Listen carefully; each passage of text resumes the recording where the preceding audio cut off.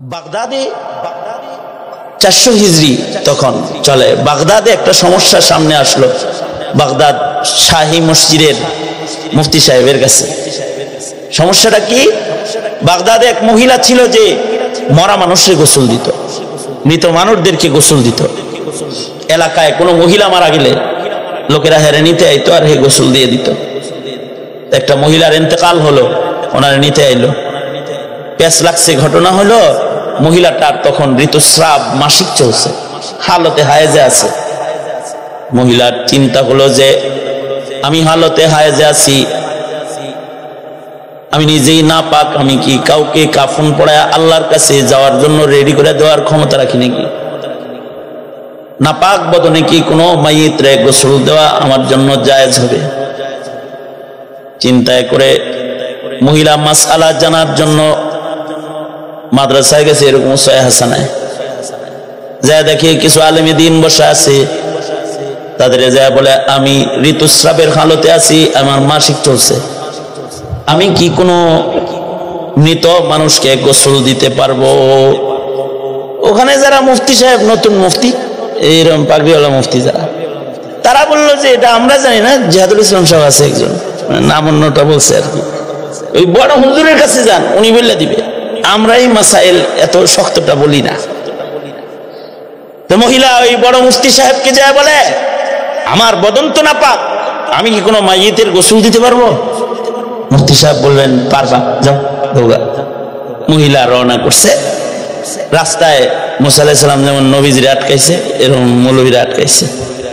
এই কই যাও? নিজের বাড়ি যাও নাকি মরা মানুষের গোসল দিতে যাও? গোসল দিতে যাই, জায়েজ আছে নি? কি বলছে? কই জায়েজ আছে। দলিল কি বলছে? আমি উম্মি মানুষ, আমি মোল্লা মাইনা চলি, আমার কি আর দলিল দরকার আছে? জায়েজ আছে, বাস চলে জায়গা। আরে আমনের দরকার নাই দলিল, কিন্তু আমাদের তো দরকার আছে। জিগায় আসেনি একটু দলিলটা কই আছে? মহিলা আবার ফেরত গেছে, যা বলে মুফতি সাহেব মিনসের হালতে মরা মানুষে গোসল দেওয়া যাবে, এটা কোন কিতাবে আছে? কেন কয় মানুষে জিগায়, যারা জিগায় তা করে কইল, বললো যে বুখারী শরীফে আছে। বুখারী শরীফ তো এমন একটা কিতাবের নাম যেটার নাম বললে পরে সাথে সাথে এটা গ্রহণ করে সারা দুনিয়া, কারণ এই কিতাবকে আল্লাহ তাআলা আলাদা মকবুলিয়ত দান করেছেন। বুখারী শরীফ আসাহুল কুতুবি বাদা কিতাবিল্লাহ, আল্লাহর কোরআনের পরে সবচেয়ে বিশুদ্ধতম কিতাব হলো বুখারী শরীফ। শুধু বিশুদ্ধ না, মকবুল কিতাব, এতই মকবুল যে এই কিতাব যখন কেউ পড়ে ফেলে তখন তাকে মাওলানা সাহেব ডাকা হয়, আলেমে দ্বীন বলে ডাকা হয়। তখন বুখারী বললে ছাত্রদেরকে মাওলানার পাগড়ি দিয়ে দেওয়া হয়। ইমাম বুখারী রাহমাতুল্লাহ আলাইহির কিতাব শুধু মকবুল না, ইমাম বুখারী রাহমাতুল্লাহ আলাইহি নিজেও মকবুল মানুষ ছিলেন। ইমাম বুখারী রাহমাতুল্লাহ আলাইহি ওনার কিতাব যেমন নবীজি নিজের কিতাব বলছেন, ইমাম বুখারীকে নবীজি নিজের সন্তান বলছেন। পুরানা এক মুহাদ্দিস ছিলেন যে দীর্ঘদিন ইমাম শাফি রাহমাতুল্লাহ আলাইহির কিতাবুল পড়াইতো, দীর্ঘদিন কিতাবুল পড়াইছে। একদিন আল্লাহর রাসূল স্বপ্নযোগে ওনাকে দেখে বলতেছে, এই মুহাদ্দিস সাহেব, আর কতদিন ইমাম শাফির কিতাবুল পড়াইবা, আমার কিতাবটা পড়াইবা না? তো মুহাদ্দিস সাহেব বলে, ও আল্লাহর নবী, আপনার কিতাব আবার কোনটা? মুহাম্মদ ইবনে ইসমাইল যে কিতাবটা লেখছে ওইটা তো আমার কিতাব বুখারী শরীফ, ওইটা পড়াও না কেন? তুমি আজ থেকে ওইটা পড়াইবা, ওইটা আমার কিতাব। অর্থাৎ আল্লাহর রাসূল সাল্লাল্লাহু আলাইহি ওয়াসাল্লাম এই কিতাবকে নিজের কিতাব বলেছেন, আর এই কিতাবের লেখককে নবীজি নিজের সন্তান বলছেন। বলছেন এটা আমার মুহাম্মদ, আমার মুহাম্মদ। অথচ ইমাম বুখারী রাহমাতুল্লাহ আলাইহি মৃত্যুর আগে ওনার উপরে তোহমত লাগানো হয়েছে। ওনাকে তোহমত দিয়া হাদিসের মসনদ থেকে ওনাকে সরায় দেওয়া হয়েছে যে ইমাম বুখারী 10,000 ঘোড়ার ইস্তেকবাল সহ হাদিসের মসনদে বসেছেন। মরণের আগে ইমাম বুখারীকেও নিগৃহীত হতে হয়েছে। উনি যখন মাদ্রাসা ছেড়ে চলে যাইতেছিলেন তখন ওনার সাথে ইমাম মুসলিম আরো একজন মুহাদ্দিস, মাত্র 2 জন ছাত্র ওনার সাথে ছিল, আর কেউ ছিল না। বেশি মানুষ জানাজায় অংশগ্রহণ করতে পারে নাই। রমাদানের শেষ ঈদের চাঁদ উদয় হয়েছে, আর উনি দোয়া করলেন, হে আল্লাহ, জমিন আমার জন্য সংকুচিত হয়ে গেছে, আপনার কাছে আমারে নিয়ে যান। আল্লাহ তাআলা সাথে সাথে দোয়া কবুল করলেন। একদিক দিয়ে ঈদের চাঁদ উঠলো, আর এক দিক দিয়ে হাদিসের চাঁদ দিবে, সাথে সাথে আল্লাহ ইন্তেকাল দিয়ে দিলেন। যেখানে দাফন করা হলো সেখান থেকে আজও খুশবু বের হয়, খুশবু বের হয়, কোনো আতর গোলাপ ছিটানো লাগে না। 1200 বছর ধরে সেখান থেকে খালি খুশবু বের হইতেছে। নবীজির পছন্দের মুহাদ্দিস, নবী যাকে নিজের মুহাম্মদ বলছেন। এই জমানায় কেউ মারা গেলে তো ফেসবুকে দিয়ে দিলে মুহূর্তের ভিতরে অনলাইনে এসে যায়। ইমাম বুখারী যখন মারা গেছেন, জনবসতিও ওখানে তেমন নাই, কিন্তু আল্লাহর রাসূল নিজে স্বপ্ন যোগে ইমাম বুখারীর মৃত্যুর মাইকিং করে দিচ্ছেন। যেদিন ইমাম বুখারীর ইন্তেকাল হয়েছে, জমানার বড় বড় মুহাদ্দিসরা স্বপ্নে দেখে আল্লাহর রাসূল সাল্লাল্লাহু আলাইহি ওয়াসাল্লাম নিজের সাহাবীদের লইয়া আবু বকর ওমর সহ কার জন্য যেন ইন্তজার করতেছে। তো জিজ্ঞাসা করে, সরওয়ারে দু আলম, আপনি কার জন্য অপেক্ষা করতেছেন? স্বপ্নযোগী নবীজি বলে, জানো না, আমার মুহাম্মদ আজকে আমার কাছে আসতেছে, এ কারণে তার অপেক্ষায় ইস্তেকবালে আমি দাঁড়িয়ে আছি। খবর নিয়ে দেখা গেল আমিরুল মুমিনিন ফিল হাদিস ইমাম বুখারী রাহমাতুল্লাহি আলাইহির ইন্তেকাল হয়ে গেছে। এ কারণেই বুখারী বুখারী এটা শুনলেই এর কথাগুলোকে মানুষ কবুল করে, বড় ভালো। আরব আজম সবাই কবুল করে, উনি আরবি ছিলেন না, আজমি, আজমি মানুষ, কিন্তু ওনার কিতাবকেও আরবরা গ্রহণ করেছে। কেউ কে যদি বলে দেওয়া যায় এটা বুখারী শরীফে আছে, তাহলে আর কোনো সন্দেহ থাকে না। এ কারণে দেখবেন বুখারীর দলিল নিয়ে একটু বাড়াবাড়ি আছে, মানে বুখারী শরীফে কোনো কিছু আছে, অন্য কিতাবে যদি থাকে হেডারে আর মানবাড়ি চায় না, মনে করে যে এটা আর কোনো হাদিসই না। এই রমজান মাসে দেখবেন বুখারীর দলিল নিয়ে দৌড়াদৌড়ি শুরু হয়ে যাবে। 20 রাকাত তারাবির বিরুদ্ধে লেগে যাবে, আর 8 রাকাত তারাবির পক্ষে কথা বলা শুরু করবে। নামাজ রে কমানোর মেহনত করবে রোজার মাসে, যেখানে 1 রাকাতে 70 গুণ সওয়াব বাড়ায় দেয় আল্লাহ বাড়াইতে, আর হেরা এখন কমানোর প্রতিযোগিতা করবে। যাই হোক, ওগুলো বলে আমার মাকসাদ না, উদ্দেশ্য হলো যে বুখারী বললেই এটা অনেক বড় দলিল। মুহাদ্দিস সাহেব বলে দিলেন, মুফতি সাহেব যে বইল বুখারীতে আছে, ছাত্রদেরকে যা বলে দলিল দলিল করো, আমার দলিল লাগে না, তোমার লাগে, বুখারীতে আছে। বাস বড় করে এটা বইলা দিয়ে মহিলা চলে গেছে গোসল দিতে। ছাত্ররা সবাই মিলে বুখারী তালাশ করতেছে, আর দলিল খুঁজে পায় না। শেষ বেলায় ছাত্ররা উস্তাদের কাছে যায়, বলে, বড় মুফতি সাহেব হুজুর, হায়েজের হালতে মহিলা মাইয়িতকে গোসল দিতে পারবে, এটা বুখারী শরীফের কোন জায়গায় খুঁজে পাইতেছি না। মুফতি সাহেব বলে, সব কিছু উপরে খুঁজলে পাওয়া যায় না, কিছু গবেষণার চোখ দিয়ে ভিতরের থেকে বাইর করতে হয়। পানির উপরে সব কিছু থাকে না, ডুবুরি দিয়া পানির নিচ থেকে কিছু বের করতে হয়। মাটির উপরে সব থাকে না, লাঙ্গলের ফাল দিয়া বাইর করা যায় না, বিজ্ঞানীর বিজ্ঞান দিয়ে বের করতে হয়। কোরআন হাদিসের শব্দের ভেতরে সব প্রশ্নের উত্তর খুঁজে পাওয়া যায় না। কোরআন ও হাদিসের ইলমের গভীর তলদেশ থেকে মুফাক্কির মুহাক্কিক আলেমরা জাতির জন্য ইলমে দ্বীনকে কিয়ামত পর্যন্ত বের করে আনবে। কারণ কিয়ামত পর্যন্ত যত সমস্যা আসবে, সকল সমস্যার সমাধান আল্লাহ তাআলা বিশ্ব নবীর ইলমের আমানত কোরআন কারীমের ভেতরে আল্লাহ তাআলা রেখে দিয়েছে।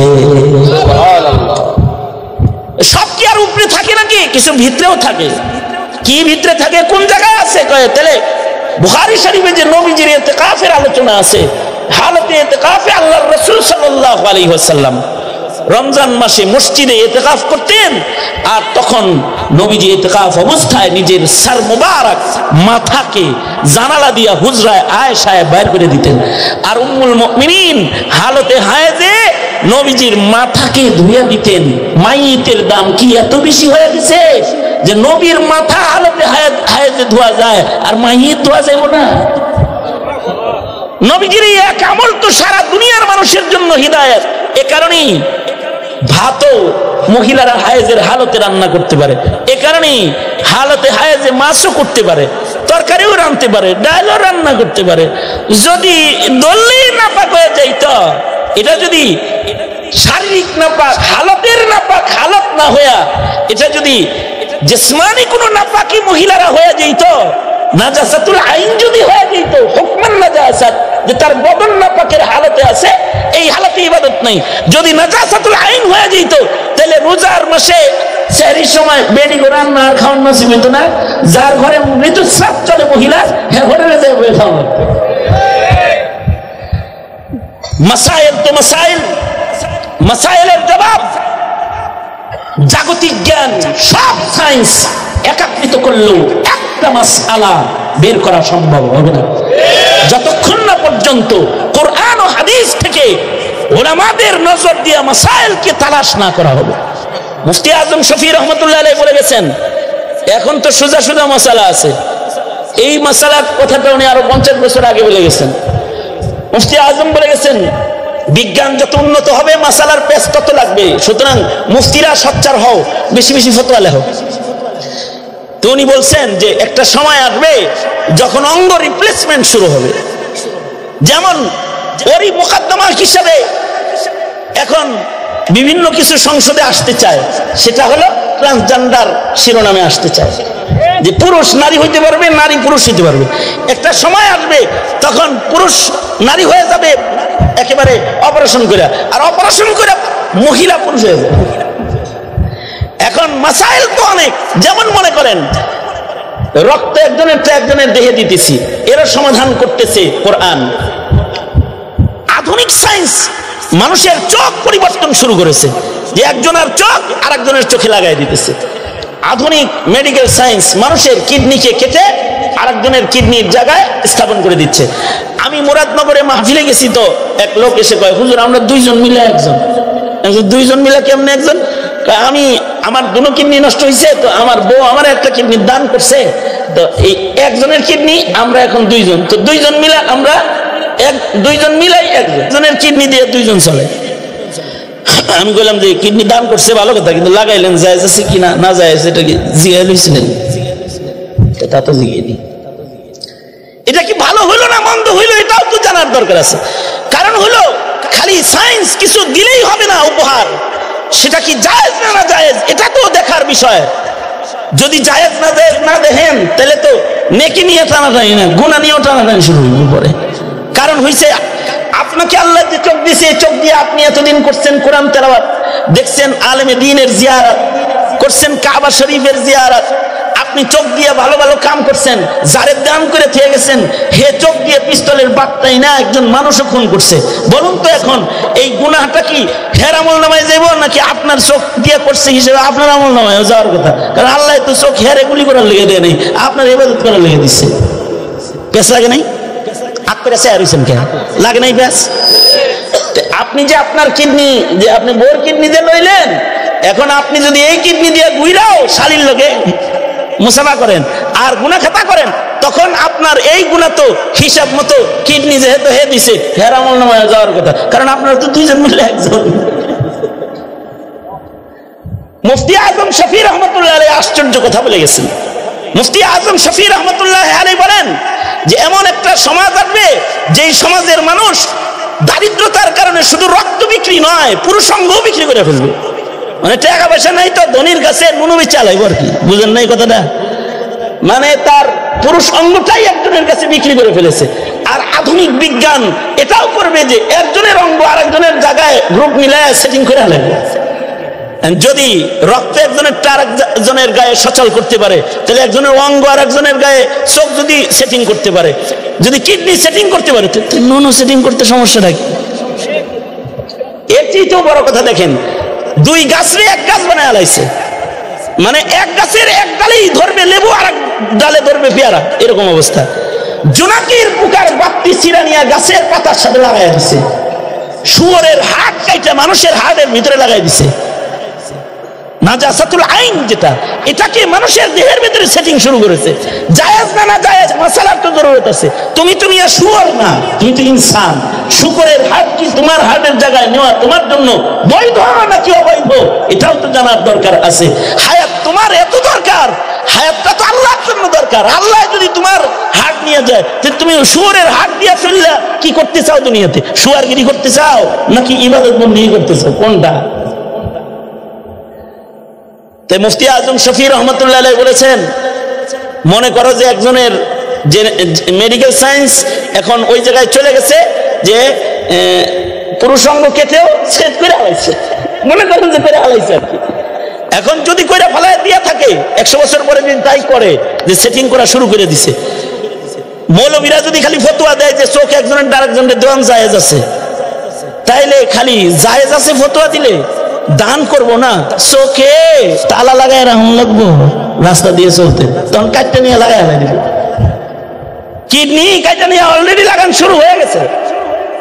মানুষ কিডন্যাপ করে কিডনি কেটে রাস্তায় ফেলে দিয়ে আরেকজনের দেহে সেটিং করে অন্য মানুষকে জীবিত রাখার আমল চলে আসছে অলরেডি।